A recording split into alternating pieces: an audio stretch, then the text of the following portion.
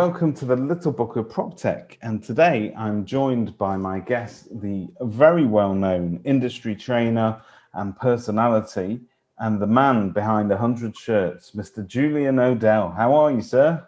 I'm very, very well, David. Thank you for having me. Yeah, very good. Thanks. Thank you for coming on. We're long overdue a catch-up, Julian, because you are the one of the mainstays of our Kerfuffle Kampus at the moment, providing excellent online training to agents. But you undertook a challenge, which I think we need to talk about. It's the flamboyant shirt challenge. I think you're trying for 100 different shirts in different videos. That's an expensive challenge to carry out, I imagine.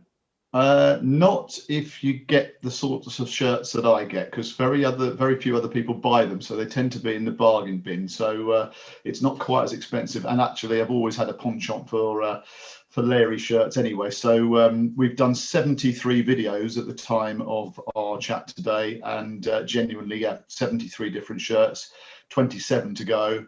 And I've got the 27 in the wardrobe ready, so it's all good. Wow, must be a huge wardrobe. Very easy to buy for now, you see. So and again, the wonders of places like TK Maxx and what have you come to the rescue now and then. So it's all good. Fabulous. Well, they're absolutely great videos, and you're a very well-known name within the industry. One of the legends, I think. Everybody has heard of you. A lot of people have had the privilege of working with you and being trained by you as well. And you're also quite a familiar personality because of the event that you've run for quite a few years now, but unfortunately, obviously, had to go on hold because of COVID and everything. But Catfest is, can I just say, it is the most, I mean, I'd never met you before Catfest. I've obviously heard of it, and I came as, I think, Simon Wales +1, which is, you've made it in the industry if you're going hand in hand with Simon. But we arrived, and it is the most beautiful setting for this mini festival that you organize, but it's also the most beautiful sort of outpouring of love and goodwill. All the people that are there, and I know some of them are not friends of yours, some of them were friends, some of them were family, and some were just sort of people from the industry, but everybody seemed to sort of, over the course of the day, come together and understand what it was that they were there for. And obviously the cat behind the Catfest is your lovely wife. So tell us about, I mean, that must take a lot of organizing. Yeah, it really does. It's a labour of love, David, and I'm very sad to say that we've had to take a view this year to pull the plug again. Obviously, last year we had no choice. This year we had a choice, but we strayed on the side of caution because it was due on August the 21st, and I'm just not sure whether the world is ready to to mingle in that way, or even if, God forbid, there might be other restrictions still applying to that sort of event. So we had to take a view back in March. But having said that, we've run it 5 times. We've raised nearly £200,000 for cancer charities. It started as just a germ of an idea, as these things do, where a musician friend of mine, a chap called Steve Balsamo, who he introduced us to a consultant who kept my wife well against all odds when the other consultants were shrugging their shoulders and say, well, we'll keep you comfortable, type of thing. This was back in 2015, 16. And thankfully, Steve introduced us to a brilliant guy down in Harley Street who basically pulled Cat back from the brink. And we wanted to give something back to him in particular. And he was associated with a charity called Action Against Cancer.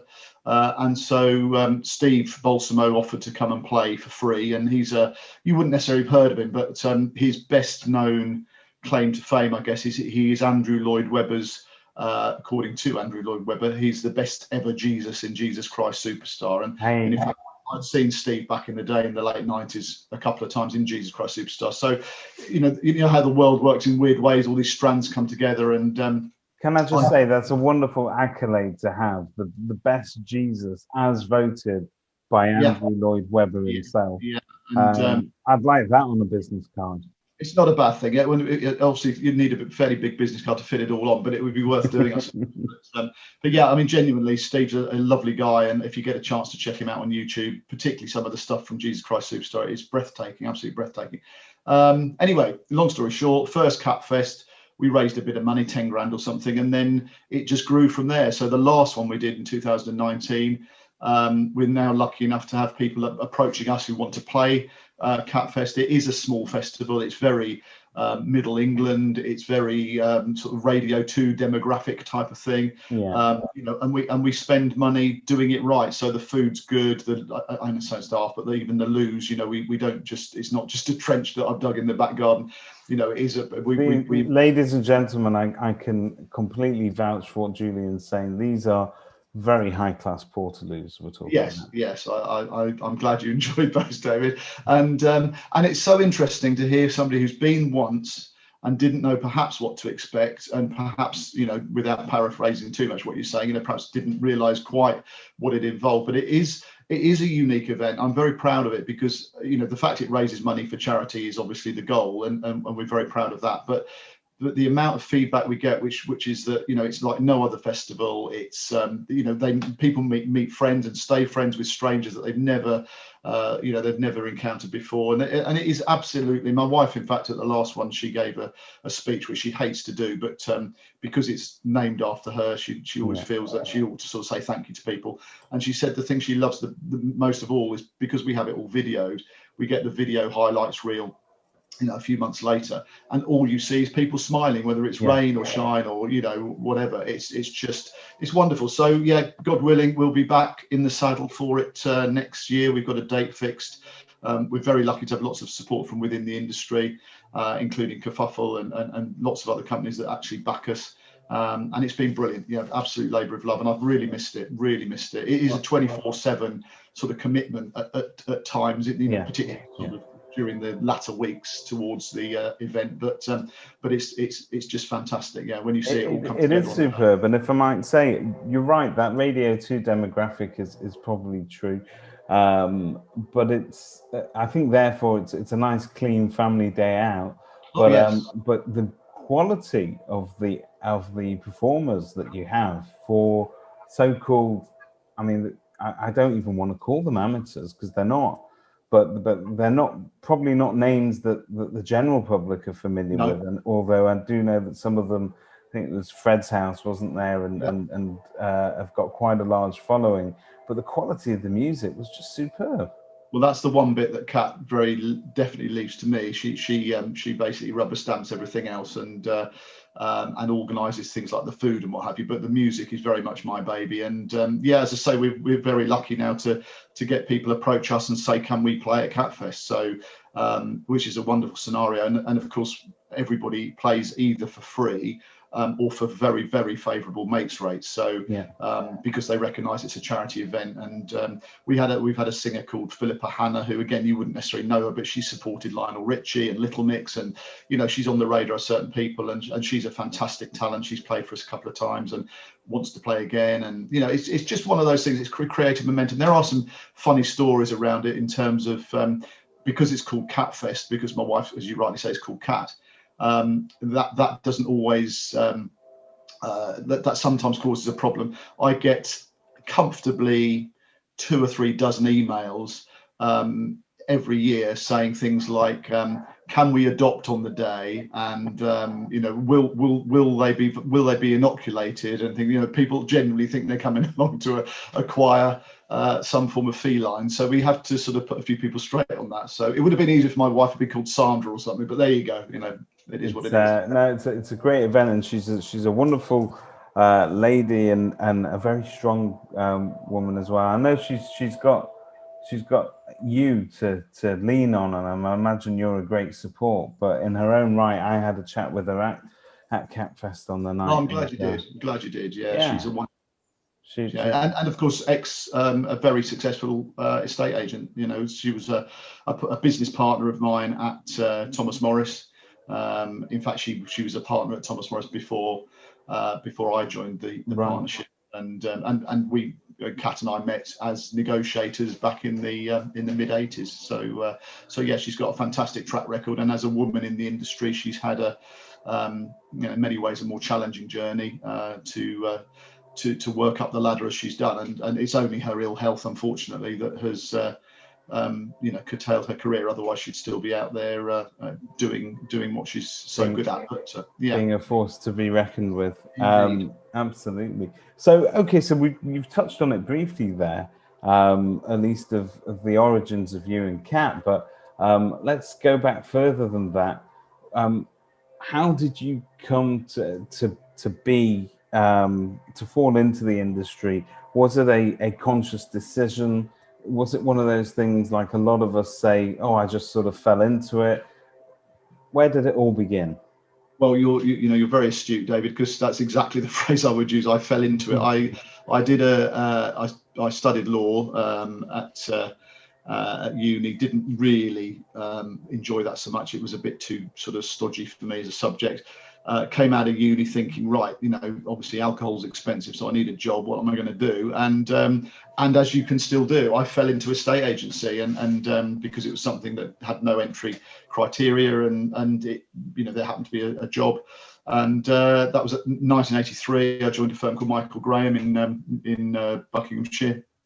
Rapidly realised that was probably not for me longer term, because it was a very small company, and once I decided estate agency was for me, which only took a few weeks, if that, I fell in love with it straight away, and worked up basically left Michael Graham to join Eakins, Dilly and Handley. And for those that don't remember them, they were a big hitting agent in Cambridgeshire. In fact, they were the very first agent that the Prue took over in the 80s. The Prue looked at 36 different independent agents around the country and selected Eakins, Dilly and Handley as the best, in their view, the best estate agent in the country, and obviously took them over. We became Prudential Property Services, and I worked through that particular up that particular ladder.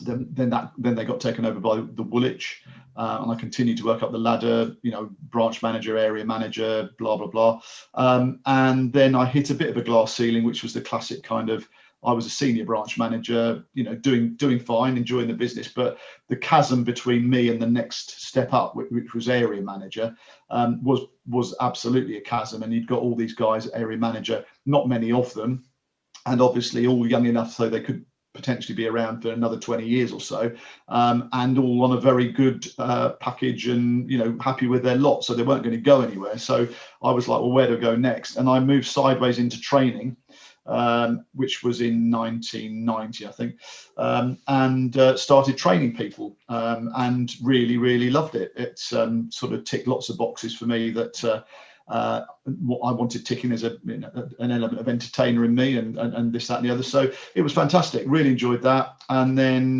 winding the clock forward, long story short, I then went back into estate agency as an area manager, still within the same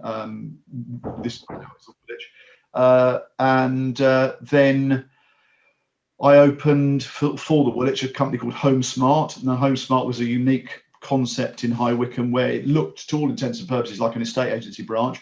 But the key difference was, if you came in there and said, can I have a valuation? We would say, well, we don't do valuations. Actually, what we do is we buy your house from you. Right. And you don't pay a fee, and So we ended up, I was responsible for acquiring all the stock. We would then do the stock up. We would then sell it on. And it was a really good little business. It made a lot of money. Obviously, we had to make the right buying decisions and do the right things to the properties to turn them around. And it was all transparent. Everyone knew that they would sell to us at a lower figure than market value. Sure. But they paid fees. It was guaranteed to go through in 28 days. And a lot of people loved it. And then, again, we were very transparent to say, you will see your house going on the market at more than you paid for it. And yeah, everyone was cool with that. And then Barclays came sniffing around the Woolwich and couldn't quite see where this Home Smart thing fitted in. So it basically came to an end, even though it was profitable. And thankfully, because I'd been there for hundreds of years by this time, all the continuous service with Eakins and the Prue and the Woolwich, I'd built up a good redundancy package, got the redundancy, and it came in with one hand, and I paid it out with the other to Thomas Morris, and became an equal partner with the other 7 guys in Thomas Morris, the likes of my wife, as I say, Simon Bradley, who you're familiar with, and various others. And that was in 2000, through until we sold the business in 2015, or a controlling share, to LSLI. But in the meantime, I'd carried on training all the way through, and we set up a training company alongside the estate agency in 2002. So I was part of two concurrently running two businesses, essentially, the estate agency and the training company. Sold the agency in 2015 and carried on, acquired, the training company. And that's what I've been doing since then, until the pandemic hit, when everything I was doing was illegal suddenly, meeting strange people in hotel rooms and sharing buffets and whatever. And so I took some time out to paint my sheds and, things, all those sort of boring things, as many of us did last year. And then I pivoted, David, which at my age is quite risky, but I pivoted and reinvented myself as an online training provider. And, obviously there's been a lot of awful things that I hate about the pandemic. But the one thing I can say that is a positive thing is I've now got a very, very enjoyable business with some fantastic estate agents that I work with. I do it all on Zoom, so I no longer stay in Lenny Henry's Purple Palaces or anywhere else. I don't battle around the M25 3 or 4 times a week. It's been fantastic. So I'm very lucky. That's a positive thing. Thank you for that. That's a hell of a career that you've had, and a CV that you've amassed and experience. Just going back to that beginning part, you said that it only took sort of 2 or 3 weeks for you to know that estate agency was for you, and that you sort of used the words, you fell in love with it. What is it about estate agency that has been that consistent love? What aspect of it do you love? Well, I think one of the things as a younger man that I liked was the fact that I was in charge of my own income, effectively, and it was an industry very definitely that clearly the more you put in, the more you got out, not just in terms of money, but in terms of job satisfaction. So, I mean, there was a period, I think when I joined Eakins, the second company, I remember I worked, I think it was 5-6 months, 7 days a week without a break, just because I just loved the whole buzz of it, and I knew that I wanted to get on and move up a career ladder, and I was very driven by winning. I just hate losing anything. So we had league tables in those days, and I always wanted to be top, and I've still got decanters from those days when I was top valuer and this, that, and the other. And and I know that's not for everybody, but that's what motivated me, amongst other things. But I also learned pretty early on that yes, of course, it's all bricks and mortar is all fascinating, and lots of different properties and what have you. All of that stuff is interesting. But what I realised early on is that we're very privileged in our industry to, in my view, to sell solutions rather than bricks and mortar. In other words, I think you deal with somebody who's essentially coming to you saying, I have a problem if I stay in this particular property, and therefore can you solve my problem? Can you solve my problem by selling this one for me so I can go elsewhere? And actually, in many cases, obviously, can you find me the elsewhere as well? And so, without sounding like a fading hippie here, for me, it was about helping people start the new chapter of their life and moving them so that whatever that problem was, be it relationship, finance, health, space, proximity to work or family, all the reasons people move. I think identifying the problems and solving them was what gave me the biggest buzz of all. And again, I'm a bit of a hoarder. And so I, every now and then I get out my box of memories, and there's still letters and cards in there from way back when, for people saying, thank you so much for what you did. And I think just one final point on that, and I wonder whether we've lost a bit of this, David, and you'll probably be able to answer this better than me, but the biggest buzz for me also was the times where I knew that I'd put a sale together that somebody else might not have done, and certainly no computer nor portal or whatever could have done. In other words, being creative, thinking outside the box, recognizing this particular individual and all their nuances and their needs and issues and everything else, and then thinking, actually, although this on paper as a property doesn't fit, it could fit because they could do this with it, and they did. And of course, in my view, there are some agents, not all, but some agents that either have lost that art or perhaps never acquired it in the first place, and rely on the portals to be the selection method. And I think it's very interesting that you say that, because all of that I would concur with wholeheartedly. And I think that that theme of problem solving runs right through what we do. And it's not just, I've got a problem, I need to move home because I've got a job now on the other side of the country, or, you know, the woman I'm living with no longer wants to live with me and I have to go and find elsewhere. But those are problems that need solving. But the entire sales process, if you were to break down sales progression, we are there to become practical problem solvers. And to me, the best agents with the best processes, and certainly when it comes to communication and progression, that is all about problem solving. It's about contacting a solicitor to say, what is it that you're waiting on? What is it that you're outstanding? And you're going to try and sort of go away and solve those problems. And we tend to do it by communicating because that's our greatest skill. But problem solving, I think, is essential. And you're right. Although a lot of our industry is becoming extremely automated, that I believe that the good estate agents, and you're right and you're wrong, if I may say so.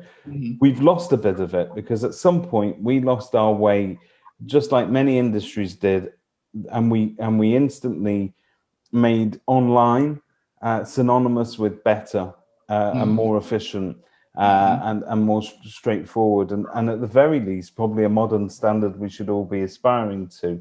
And I think that if I look at some of the development going on in the industry at the moment, and stuff like thought leadership and the fact that people are sharing ideas and they're sharing and video, I feel, is a medium that's allowed people to get their personalities on screen and on the record out to both their client base and also other people within the industry. So I think all in all, I would like to think that we're headed back to a more personalized approach.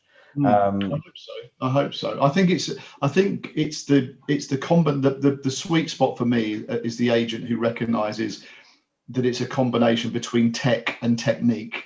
And I think, you know, as I say, from my perspective, I can affect the technique side of things, you know, in terms of skills and knowledge and approaches and all sorts of things, you know, whether it be as basic as questioning skills, listening skills, closing, people management, you know, all of that sort of stuff is my bag. And I'm not a Luddite. I mean, I completely recognize the role that tech plays. I just think for some companies, there's so much white noise out there about, you know, acquire this software and this will do this for you and this will do. And, you know, I don't want to be disparaging about certain solutions, but sometimes I think, okay, you're offering me a solution there, but is that the right, you know, is there even a problem there? You know, so for example, you know, one or two people might say that it would be great if you didn't have to phone for viewing feedback, if that was all automated, for example. Well, okay, yeah, I get that. It's a time saver, but it's that conversation that teases out an offer when you go for viewing feedback, or identifies the specifics of exactly what it was about that property, and therefore makes you think, hang on, I valued one 2 weeks ago, which will be the perfect one. I'll phone that vendor as soon as I finish on the phone. And so, you know, I don't think tech is the panacea. And I think it's those two elements. And I have to say, broadly speaking, the best agents I work with, and I'm lucky to work with some fantastic agents, because by definition, the best agents, I think, are always seeking to be better, therefore they invest in training. But I think that for the most part, the best agents are ones that embrace both sides and get a balance right between tech and technique. That's how I see it. It's interesting that, because we at the agency that I work with, their recent investment in tech, we've got a CRM system that's fantastic, Street, and it has the ability there to collect online viewing feedback, and whilst it saves time at sort of peak moments, I do wonder to myself how many houses over the years I've sold as a result of somebody saying, no, I didn't like that house, and me saying, well, what was it that you didn't like about it? Well, you know, I think it needs an extension at the back. Well, how much do you think that extension would cost you? Probably about 25,000. I said, well, the owner's not going to pay for that, but there could be a possibility that we're a little bit flexible on pricing. how does it look at this sort of level? And then you end up having a second viewing, and very often an offer will come out of that. And one way or another, you've teased and cajoled it into a situation where it then goes through and it's under offer. So I don't think every sale is straightforward. And I think it is that human element. It's to be able to pick up on the nuances in people's voices. It is. And I think it's those extra sales that you generate from that that's the key. Obviously you'll get an organic amount of sales not dropping in your lap exactly, but which will naturally happen through the process of marketing and attracting inquiries and viewings and offers, and that. But the best agents are the ones that then ladle stuff on top of that through creativity. I mean, it's interesting with the CRM. Talking to some mate, I do a lot of these power hours now, which are one-to-ones with owners or managers, and I was doing one the other day, and this particular manager was saying, well, we're targeted by the business owner to do X amount of phone calls directly, off the CRM each week, which is fine. I mean, I think that's a good idea, really. But when you then scratch the surface of that, they're doing them, but no one's trained them to get the best from those calls. So, the numbers are all well and good, but the reality is that, so the tech is fine. It's flagging up to call these people and captured all the people they've ever dealt with who've got local addresses and all of that stuff. But no one's actually taken the time out to say, right, this is how you start the call off. This is how you set the agenda. This is how you deal with objections. This is what, So I think that's, again, an example of this tech versus technique imbalance with some. And it's interesting what you say while you were talking. I mean, this didn't happen often. I wouldn't pretend it did. But I do remember one sale I put together where I phoned the buyer and they said, it's perfect. But we've decided against it. And I said, well, what's that? She said, well, we just put off because there's no gas to the village. And I said, well, no, there is gas to the village. They, in their head, they were out of area buyers, and there were two neighbouring villages, one which had got gas, one which hadn't. They'd got them swapped around in their head. Now, if I hadn't made that call, they may have stumbled upon that at some point and rekindle their interest. But if I hadn't done, potentially it might never have come to anything. And I know that's a silly example, but it's just interesting. I think there are loads of great examples of people. But somebody said to me, "Well, look, as an estate agent, you don't have Jedi mind tricks where you're able to sort of say, right, this is the house that you're going to be buying." So you have no ultimate influence over whether somebody buys it, and it's the house that sells itself, and it's just simply the way that it is. And I'm sorry, fella, you have to accept that what you do doesn't add any value to anybody. And I think that's, if I look back at a almost 25-year long career now, and I look at the houses that and the type of sales that I tended to specialize in, it wouldn't be the love at first sight buys or houses. There've been countless sales, probably too numerous to even to mention, where people were not entirely sold for whatever reason, or they'd overlooked something, or they needed pushing to go ahead with it. So I think if you would eliminate my skill set, and I'm not just referring to me, but a good agent's skill set from the mix, I think a lot of sales end up falling out of bed on that. Definitely. I'd love, I mean, we'll never know the answer to this, but if everybody was truly skilled in the industry at, winkling out offers, at overcoming resistance to certain properties or what have you, even the very basics of saying to somebody, I know it wasn't quite right, but just as a bit of feedback for our client, obviously you've explained what's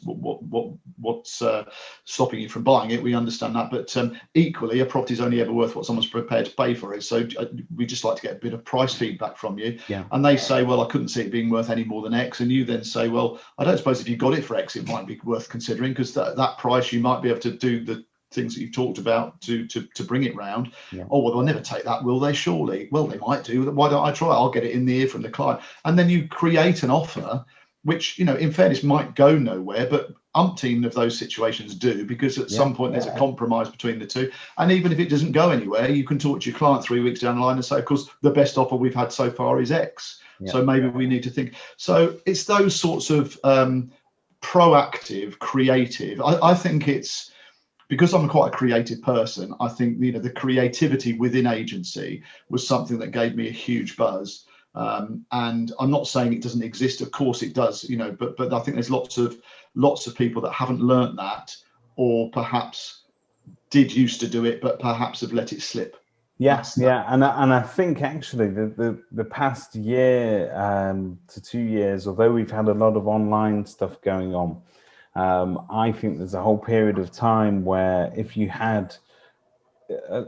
not dedicatedly, and we're going to talk about training in a minute, if you don't mind, I need to talk shop with you, but of course, yeah.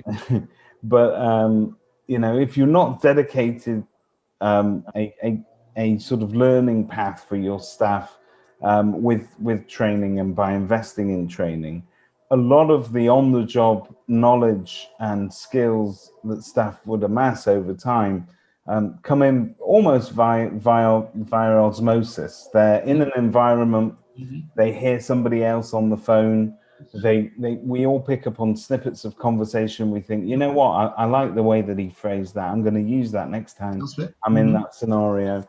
And I think a lot of, because we've not had the ability to get in front of one another, that sort of never happened for the longest time. I think that's a really astute comment again, you know, because you're absolutely right. I found it uncanny. One of the things we used to do with our new staff in Thomas Morris is I used to take them out with me on valuations, and you know, that was largely because if I expected them to find me valuation opportunities and book valuations, they got a lot more confident if they'd actually, you know, understood what I did when I went out there, and they could, you know, they felt confident with the whole subject. And but it was uncanny how often, you know, a couple of days later you'd hear them using a phrase that I'd used on the appointment, you know, to try and persuade a client to have us round. They would say, you know, well, one of the things Thomas Morris do is X, Y, and Z, and you sort of think that's exactly how I put it, and it is an osmosis process, as you rightly say. So yeah, it's a shame that's through necessity over the last 12-18 months for a lot of agents. We have lost that, haven't we? But it'll be back, no doubt. It will be back, and it'll be back in force. And I can already see that is happening. But training, and obviously you said something that I think is particularly astute in terms of, and this will come through hard-won experience. But there are those people that appreciate and implement training as part of what they do. And they tend to be the best agents because they understand that, you know, estate agencies are contact sport. We send our staff out there every day into members of the public's houses to pitch for business effectively and to add value. And you wouldn't dream of sending a footballer out onto the pitch without letting them have a run around and a kickabout during the week and training them. And yet we're expected in our professional lives to just arrive on the scene and stay as current and as fresh and as motivated as we were when we first started out. Well, there's a number of different reasons why that doesn't happen. And to me, training is great because it reinforces those scripts sometimes that you put together, and those conversations, the practice runs that you do, give people that little bit of confidence in a controlled environment, so that the next time they do get in front of a member of the public, they've got that. But it also, Julian, I think every time you get a bit of training, it does reinvigorate you. It reminds you again why you do what you do and why you should be doing it in a certain way. I would say, I mean, the training should certainly reinvigorate you. I mean, again, it depends on the trainer and their knowledge of the industry and their, you know, style of delivery and everything else, because, you know, that can vary. But speaking personally, I mean, you know, it is about making it fast paced and fun and, you know, obviously as interactive as possible and everything else, all those obvious boxes. But I think the three main goals of great training is, particularly again for the companies I deal with, is we tick three major boxes. One of which is that we reinforce that some of what they're doing already is absolutely best practice, and that they should continue to do that. So now that's not a bad thing to have somebody come in like me who's got access to agents all around the country and has, basically is able, lucky enough to be exposed to all these ideas and distill down what best practice broadly looks like out there. Because if you're a one office agent in Mansfield and you haven't necessarily got access to all those ideas, and so I can bring that to the table. And if it rubber stamps certain things you're doing already, then happy days. All I say on that point is, yes, you're doing this already, but are you doing it every day to, with every client, et cetera, and sometimes they'll hold their hands up and say, well, actually, no, we don't. So that's one box, a reinforcement. Second box is a reminder. In other words, for some of the better companies, there is a sense with some of the content that we cover, which is, actually, he's right, we used to do that and it did make us successful, and for whatever reason we've got out of that habit, because that's what human beings do. And so thankfully Julian's come back and reminded us of that, and we'll bring that back in again. So that's box number 2, the reminder. And then box number 3 is what I call the ramping up. In other words, let's ramp up your performance by throwing some new stuff in that you could do that perhaps you've never done before. So the old 3 R's, as I call it, which is reinforce, remind, and ramp up. And I think if you tick those 3 boxes, then by definition you end up with very happy clients, in my case, who then will come back and say, we want more of that, please. So that's how we roll, really. Yeah, no, that's superb. And you talked earlier about pivoting. So obviously the style, I suppose the delivery of courses now, there's a bit more flexibility. What I like about that approach is that obviously previously, if I wanted a day with Julian O'Dell, well, okay, we'll book it out. But if Kirsty's off on Thursday, Kirsty's never going to get the benefit of that. And there's that anxiety amongst the estate agent owners where they understand that they need to, and they should, best practice dictates that we should be investing in training. But we know that some of the training is expensive to deliver one-to-one, and so therefore you need to train everybody, which often means that you have to turn the phones off and lose a day to invest in that training. So in that way, I can see a lot of people talking themselves out of having training, but now there's no excuse, because really you can log in and log out whenever you wish. You can do as much or as little as you want to. You can do it from the comfort of your own home. You could do it on the beach in New Mexico if you wanted. So really, the solutions are far better now, because I mean, for example, my time is probably 50-50 now. I haven't analysed it closely, but I would say it feels 50-50 between short, sharp power hours, which are typically with one individual, occasionally with more than that. But and I've got certain groups where it's more than that.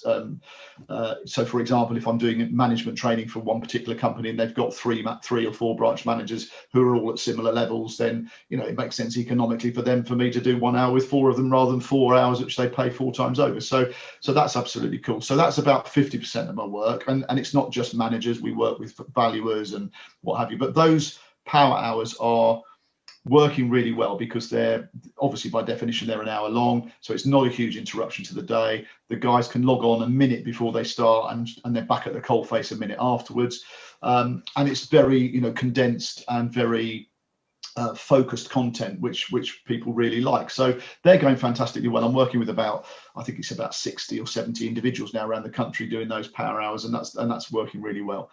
And then alongside that, we do 3-hour sessions, and they typically are 3 hours as a maximum, a bit beyond that sometimes, because for whatever reason Zoom seems to be a very draining process, however interactive and engaging and fun and everything else on both sides of the camera, for the deliverer and for the recipient. So we again, back in the day we would do a whole day and we'd have whatever going on over a whole day, but now we do 3-hour sessions.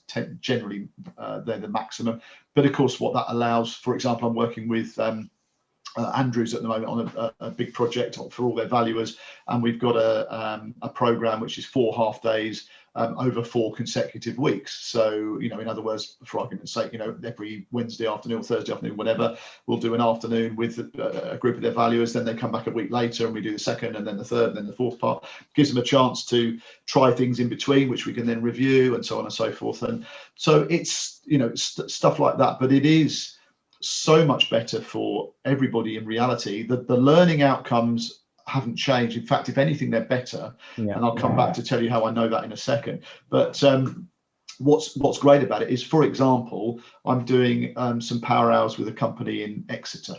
Well, if they wanted an hour with me, with their managers in the old world, I'd have driven 4.5 hours to Exeter, done an hour with them and driven 4.5 hours. I mean, obviously I wouldn't have done, because it wouldn't have been viable for them or for me to do that. So it would have been, so that would never have happened.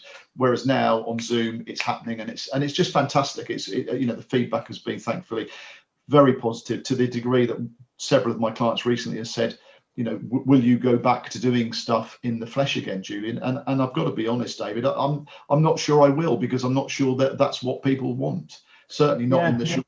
I think there are a number of efficiencies, and one of the things that I love about the stuff that you've done for Kerfuffle Kampus is that the each session is short enough so that even me, I've got notoriously bad amount of concentration span, but you know, you can concentrate on it, you can absorb it. You're breaking down chunkier subjects into manageable chunks that we can all digest. And there's a clear progression, isn't there, really, in terms of what you do. And so very often, I'd hate to be disparaging to any trainers, but sometimes after you've had a whole day of training, what you may remember is either the beginning or the end, but you won't necessarily remember everything that's been delivered. So in this way, I think it's far more efficient, but also, you're right, I wouldn't be surprised to learn that your learning outcomes are much better. No, it's interesting. I'm hoping that the joy of the Kerfuffle project is, as you rightly say, they are bite-sized videos which don't replace the physical or the other training that we do, be it physical or on Zoom, but they absolutely support it. And in other words, you know, I know you had a new starter recently, and I don't know, perhaps a risky question, but I know that you were thinking at least of them watching the videos, and hopefully they did, and hopefully that was a positive experience for them, because it's again much easier for them to do it at their own pace, and whether it be in the evening or first thing in the morning, because we're all different, and we've all got different learning styles and optimum times of day when we're more focused and all of that sort of stuff. So hopefully, you know, that they've served a purpose. Certainly the feedback we've had has been very positive. I know the feedback has been immensely positive, and it's been very, very successful, and ultimately extremely worthwhile doing, both in terms of what people are learning, but also, you know, the results all round for those agents. And I think that the more corporate estate agents, so those bigger franchises and the multi-branch monsters, behemoths that were out there, well, because they had that corporate structure, training was very much part of their model. Independent estate agents with 1 or 2 branches here and there in provincial outlying cities tended to fly under the radar, really, where major training is concerned. And it ultimately it's a mistake, because sometimes, you know, we're guilty of hiring that new starter, wanting them to sort of have a couple of days intense osmosis training by listening to me on the phone, but they're also picking up my best habits, but also my worst, all at the same time. And I think the other thing is, you know, you've got, take a business owner like yourself, or indeed anybody else, if they've got a new starter, you've still got all the other stuff to be getting on with, and very often it's just that time investment that you know is necessary, but it's how do you combine onboarding that new starter alongside all the other things you've got to do. So we've developed this was crikey 7 or 8 years ago, a 3-day induction course for independent agents, which is a generic course, and it covers all the basics of you know, meeting and greeting and answering the phone the right way, and the basics of what the estate agency is and how estate agents make money and how the conveyancing works, you know, all of that sort of stuff over 3 days, how to conduct a great company viewing, how to book a valuation in the right way, how to register applicants, all the real basic essentials. And we've done that physically over the years, and there's a test at the end of it. And we've now converted that into an online version, you know, a Zoom version. And what's been really encouraging, which is the point I wanted to come back to, was talking about learning outcomes. The average scores on the end of course exam on the Zoom version are slightly up as an average on the old physical version. Right. And if you'd asked me, I'm not a betting man, but if you'd asked me to put a tenner on which way it would have gone, I'd have said, well, they'll probably slip a bit because it's Zoom after all, and it's, you know, not quite the same event. But for whatever reason, it does seem to be on, you know, going the other way. I think we're tuned in, we're plugged in. I think these days, you know, we live in the Netflix generation where you can choose what to watch when you want to watch it. You can watch it wherever you like. But I think ultimately there's no distractions, so you're not necessarily seeing you don't have to sit through a multitude of adverts to get to your content. Sure. And you can it's a little bit antisocial sometimes, because I've got the ability to watch whatever I want on here, and I'm not necessarily watching it as part of the family or anything, and it's interesting. But I think the same could probably be said for training, that you know, you've got people's attention, they're hooked in and they're plugged in. You talk about time. I'm immensely conscious that I've already taken almost an hour of your time, so I'm thoroughly enjoying it, David. I could talk agency all day with somebody like yourself. It's not an issue. Well, I know I could talk to you for hours. I'm going to spare you from that, but we're going to play a little game that I like to call Agree or Disagree. So, Mr. Julian O'Dell, agree or disagree? Okay. Tom Petty might be a legend, but his best work was actually with the Travelling Wilburys. Okay, disagree. Why? I feel I'm a voice of authority here, David. I've seen Tom Petty live 11 times. I've met him. I've got everything he's ever done. And if I finished this meeting with you and thought I'll listen to some Tom Petty, it would be there'd be a number of albums before I got round to the Wilburys stuff. Having said that, the Wilburys are amazing, and I'm friends with some guys who are in a travelling Wilburys tribute who may play Catfest. In either next year or the year after. I do miss Roy Orbison, and the chance to see him together on stage with George Harrison. I mean, if you can resurrect them both, I'd love that. That's a bit beyond my brief, but certainly the Travelling Wilburys tribute, particularly the guy, obviously, you know, the 5 individuals that are in, including Tom Petty, obviously, and Jeff Lynne and Dylan and what have you. The guy who plays Roy Orbison is a chap called Paul.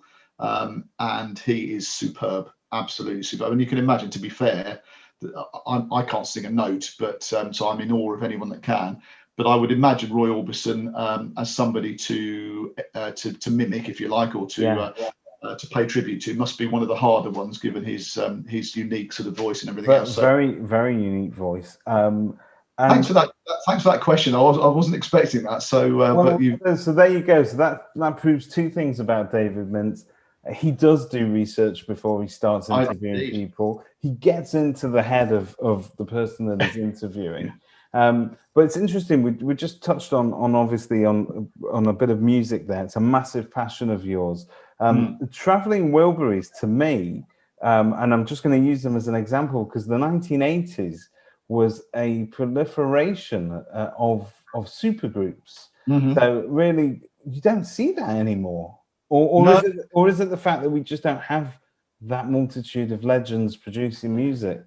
Yeah, I'm not sure. I mean, yeah, there's certainly not been those sort of collaborations to any extent, and it was a really interesting project, the Travelling Wilburys, because of course they were all massively successful in their own right and didn't need to do it. But massive names. And it's a fantastic backstory how they just literally happened to be Jeff Lynne and Tom Petty were just sort of chatting about stuff and said, should we give Bob a call and see if he's in? And he happened to be in, and they went round there, and then somebody said, well, what about getting on George? And it was just literally 5 mates getting together and jamming, and ultimately thinking, yeah, we could do something here. And of course their most famous single probably is Handle with Care, and they've got the melody and a few sort of loose lyrics, but haven't got a title. And they were jamming in Bob Dylan's garage, and George Harrison looked up and there was a box that said Handle with Care, and that's where that title came from. So there you go. A great band, and a lot of personalities and talents there that are going to be missed for a long time. Julian, agree or disagree? Those who can do, those who can't, train. What a great question. I preferred the previous question, but I would say, I mean, don't get me wrong, that's certainly not the first time I've heard it. I think there is an element of truth in that. So I'm going to agree, but with a massive caveat that it doesn't apply to everybody. You can, of course, in our industry and in lots of industries, become a trainer again. You know, it's a very easy thing to go into. I personally would feel hypocritical and slightly fraudulent if I stood in front of a group of people and trained them if I hadn't got the background I've got. So in other words, and I think that's one of our strengths, to be able to sit in front of a group of valuers and be able to say, I've been up thousands of garden paths and I feel your pain. And also when I'm dealing with business owners, to know how challenging that is and everything else. So I've had opportunities to take my training into other industries, which I've thus far not done, and that's because although lots of the things I train are totally transferable to selling cars or, you know, whatever, I wouldn't want to stand in front of a group of people knowing that I'd never actually sold a car before, if that makes sense. That's just me. I mean, you know, that's not necessarily No, I 100% agree, and I think that we're a cynical industry, and if you want to know how cynical we can be, just wake up in the morning and read the comments on the property industry ad. Yeah. And they're very unforgiving, but I think because we're so cynical and we're so unforgiving, we're very quick to call out the charlatans, if you like, not the band. I think, and rightly so, David, because, you know, I mean, it was brought to my attention a few weeks ago of a technique that a trainer had suggested to an estate agent, and it was illegal. I mean, it was an illegal, you know, it was, and now they wouldn't know that because they're a more generic sales trainer. But it was one of those sort of slightly hard sell, cheesy kind of really, whatever. But setting that to one side, it wasn't my bag at all anyway. You know, wasn't something I would have suggested even if it had been legal. But the fact is, it was illegal. So I'm thinking, you know, pick your trainer carefully, guys, because, you know, not every trainer is going to bring the right things to your business and share the right techniques with you. And I think it's important that your trainer has got some, it doesn't have to be me, but some form of decent track record in the industry and can actually say they've walked the walk rather than not. So that's a fantastic answer to that question. So agree or disagree, you hire for attitude and you train for skill. And my sub question is, do you think there are circumstances under which actually you can change somebody's attitude through training? Again, fabulous question. So we talk on training. Funny enough, I was doing this just yesterday with a business owner about recruitment, and we talk about the KSA model of knowledge, skills, and attitude. And we were talking about the fact that, you know, so the first part of your question is an easy one for me. You absolutely always recruit on attitude, because the knowledge and skills are much more easy to influence and improve than the attitude is. And I would far rather take a blank canvas of somebody with fire in their belly and self-awareness and a good work ethic and a good team ethic, and take all of those attributes from an attitude point of view and bolt the knowledge and skills on, than I ever would to take somebody on with a couple of years experience who's, you know, worked with 3 agents already, who within a few weeks is saying, well, we used to do it this way at my estate, in the old estate agency, you know, which, and of course the problem that business owners the reason business owners will often recruit on knowledge and skills is because they don't recruit proactively, they recruit reactively. So in other words, somebody's handed their notes in, oh my God, we've got a gap to fill. You can hit the ground running. You've been in the industry 6 months or 6 years or whatever. Let's get you in, and, you know, at least that way it'll plug the gap quickly. For me, I was in charge of all the recruitment, or a lot of the recruitment at Thomas Morris for a number of years. And so personally, I was recruited on attitude, and we did find time, even when we were mega busy, to interview proactively. So what I mean by that is, even if we had no gaps, I would be talking to people that might possibly suit our business. And then, of course, inevitably, when a gap suddenly appears which you hadn't anticipated, you've got a bank of people to go back to, and you weren't on the back foot panicking and reactively recruiting. So that's the first part of the question, I think, answered. And secondly, yes, of course, you can influence attitude through training to a degree. but it's not as easy to influence as knowledge and skills. Yeah, because we do sometimes become, it's a hard industry. So there's no heavy lifting to be done, and you're not going to come back with mud under your fingernails every day, nor are you going to develop calluses on your hands. But so we're, it's a perfect industry for a softie like me. But it is hard work. It can be emotionally draining sometimes, because we're dealing with the nitty gritty of people's lives, there's big moves, their stories, and sometimes I'm thinking back to our original conversation about whether or not estate agents add value. And yes, I take pretty pictures and I can do marketing very well. I can even negotiate fairly well, and I may do sales progression well. But I'm also sometimes a therapist.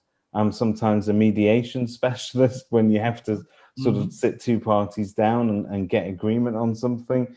There's an awful lot that goes into it that is not necessarily on my CV or your CV, but over the years we've ended up doing it. And I think therefore, because it is so involved, I think you can get jaded. And I think that attitude, you lose the shine a little bit, and it just needs buffing up every now and again. Yeah, and I think again, great training is, again, one of the things that's very important about great training is that you send people off with a spring in their step and rejuvenated if that's what they need. And I think it's an interesting industry.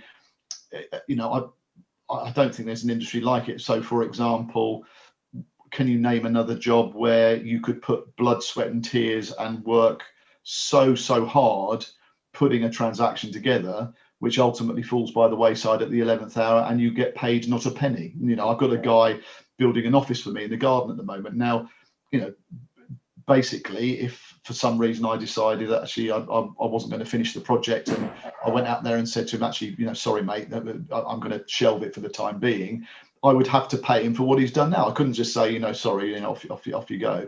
So it's a very strange industry from that point of view. It's also, as you well know, totally unfair, by the way, but we are not the most loved or trusted profession. I think the last time there was a Veracity index published back in December, we were fourth from bottom with a 27% trust rating. In other words, 73% of the public say they don't trust us to tell them the truth, which is a stigma that's probably dates back to even before I was in the industry, and it's difficult to shake off, and that's grossly unfair. There's no more. It is, and I think the agents, and there are. I think it's a combination of those two factors, Julian. So that the fact that there is everything to play for, but you may ultimately lose your fee after sometimes months of struggling on a property, and for whatever reason, and very often things that are out of your direct control, you can't keep it together. And so therefore there's that roller coaster of both emotions, but also earning potential that goes up and down, and everything we do is at our own risk. And it's almost unique in that way. You're 100% correct on that. And the second part of what you said is entirely true.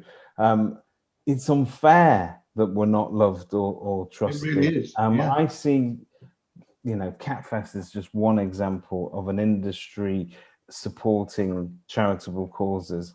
But there's agents giving, there's agents together, and there's agents here and there, and there are agents in their own right that are the mainstays of their, they're a linchpin in their community, and they really are bringing people together. They are giving their time and effort to support people without getting anything in return. Now, the more cynical among us can say, okay, look, you're only putting that time in so that you stay front and center. But I have to say, I've met a lot of agents in my time, and they're some of the best people that I know. I think it's intensely unfair. So I think the combination of the two things, the fact that everything's at risk and it might not pay off, and also the fact that through it all, we don't get the recognition or the respect that we deserve. Exactly. I think that's what has, to me, is where the mental health deficit in our industry is, because we talk mental health has become very much a buzzword in every industry and in society as a whole. But particularly ours, I think that's where we tend to get hard hit. And again, you know, on top of all of that we've discussed in terms of the challenges that we face as an industry, you've got people, as in your consumers, your clients and your customers, going through a process that is so fraught with uncertainty and stress that you are in the firing line as an agent, from people who are, you know, not at their best and who are, you know, uptight and angry and frustrated, and of course we're more accessible than their solicitor ever would be, or their bank would ever be, you know. So we're constantly caught in that, in the firing line, I think, which is, you know, for some people is, you have to develop a thick skin, and I think if you don't, then it's probably not the industry for you long term. Okay, a couple more questions, and I promise I'm going to let you go. Okay, so we've finished with my agree or disagree. But if you weren't an estate agent or an estate agent trainer, and you could pick anything else in the world, I mean, any profession, what would you be? Okay, assuming it has to marry up with my actual skill set rather than some pie in the sky idea, I mean, it would be it would be something to do with music, without a doubt, which is my passion. My skill set would allow me, I think, to be a reasonably successful writer, whether that be you know, reviewing gigs or reviewing albums, or, you know, whatever, or just, you know, contributing to music rags and talking to bands and producing articles of that sort of nature. I think I could do that if I had some magic wand where I could actually genuinely sing a note, as opposed to be completely tone deaf. I would love to have been in a band, but as I say, the former of those is probably more realistic. There is, you know, life isn't all a binary choice. We're not ones and zeros. There is a halfway home between those two concepts. Now, the Eurovision Song Contest is one that you can enter without being able to sing a note. And if you're an aspiring writer, and just as every writer's got at least one book in them, maybe you've got a song in there that we can get out for the next Eurovision. It couldn't get much worse. Yeah, no, that's true. And one day I might share with you a couple of songs that Simon Bradbury and I wrote back in the mid-'80s. And performed. I would love that. Were you like a Simon and Garfunkel sort of thing? Well, we called ourselves Simon and Carbuncle. Actually, that was our stage name. So yes, that was when when I had hair and what have you back in the day. But yes, it was a couple of songs that we wrote. And I mean, Simon Bradbury to me has a very sort of, you know, a deep baritone voice, but I understand that he sings almost entirely in falsetto. Well, actually, despite the fact that I can't sing, he left the singing to me and he played the guitar. So there was no commercial gain from our project whatsoever, and only a handful of people have ever seen it. But it's on video somewhere, one of those things. We will find it. So, in the grand movie of your life, because they're going to make a film about it, Julian, it's worthwhile. Who gets to play you? Goodness me, who gets to play me? That's an interesting one. I mean, this is probably a fairly staid sort of answer, but I think it probably would be my son. Actually, I think bizarrely, in some respects, my daughter might be better placed to play me, but obviously there's a gender challenge there. So not these days. We're fluid on gender nowadays. Yeah, true. So well, if one or the other, or possibly both. But okay. I don't. Playing it safe there with that answer. You didn't go for Robert De Niro. You could have done. You could have done.